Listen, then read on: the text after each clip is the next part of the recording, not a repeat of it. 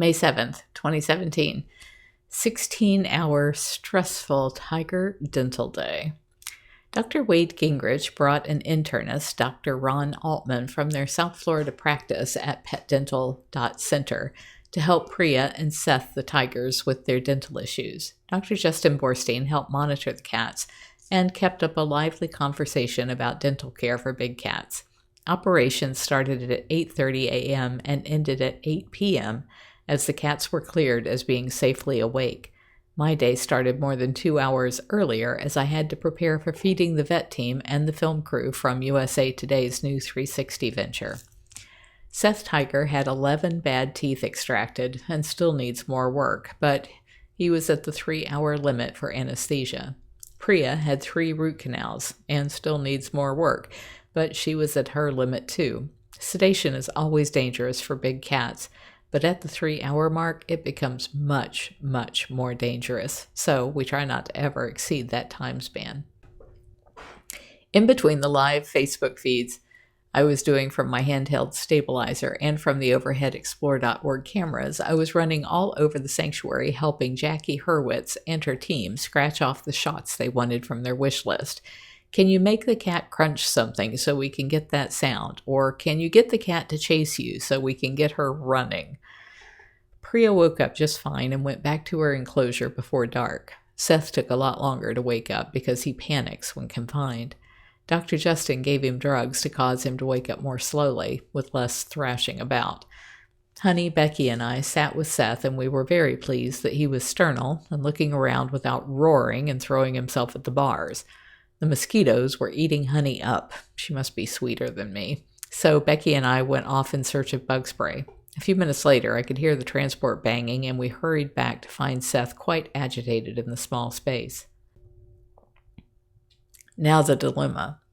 He's still really wobbly, and it's about 18 inches from the floor of the transport to the floor of his cage.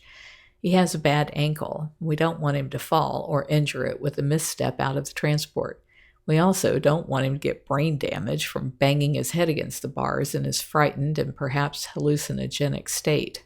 Which is worse? I decide to open the transport door and hope for a soft landing, but he doesn't go. Seth just lays there, growling menacingly, looking out the door. The door is heavy, and I call on Honey to help me pull the handle down to the bottom where there's a hook to hold it. But I've pulled it at an angle, and the handle is wedged between the transport and the wall of Seth's cage.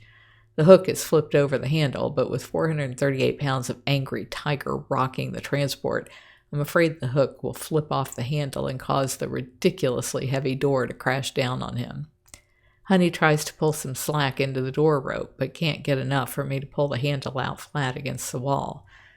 I decide the only way to ensure the door won't fall on Seth is to hold the handle with one hand and hold the safety latch with the other. My neck and shoulders feel like they are on fire, and I've been kneeling on rocks, so I ask Honey to fold up a blanket I was earlier wrapped in to shove under my knees. All the while, Seth is breathing death threats right into my ear. We are nose to nose there at the opening of the transport. Gail is watching the whole thing from the Nest Cam and drives back over the sanctuary to help me. Gail is able to pull enough slack on the door's cable, and we get it flat against the wall of the cage. And then she suggests that we bungee wrap the latch so Seth can't rock it loose. Gail suggests everyone move away from Seth and shines her car lights on the opening so he can see the ground ahead of him. He still won't go. He's mad, but not as crazy as before, so we replace Gail's car lights with those of the dump truck golf cart so that Gail can go home. She isn't gone 2 minutes before Seth decides to go for the opening. He navigated the first door with the big step down just fine. Then he stood there for a few minutes to stop swaying before trying to navigate the second door. That wasn't as elegant, but he made it through. By now it's just Honey and I, but we managed to get the doors shut, latched, and locked. We set up the Nest Cam on his cage, watched Seth for a while, and then headed home around 10 p.m. Who knows how many of us checked the cameras throughout the night, but thankfully this morning there was a good news reported by the explore.org watchers that he was up and moving about. Another stressful day is behind us. If you're enjoying my diary, please like, share, and subscribe. You can find other ways to connect to me over at bigcatrescue.org/Carole.Baskin.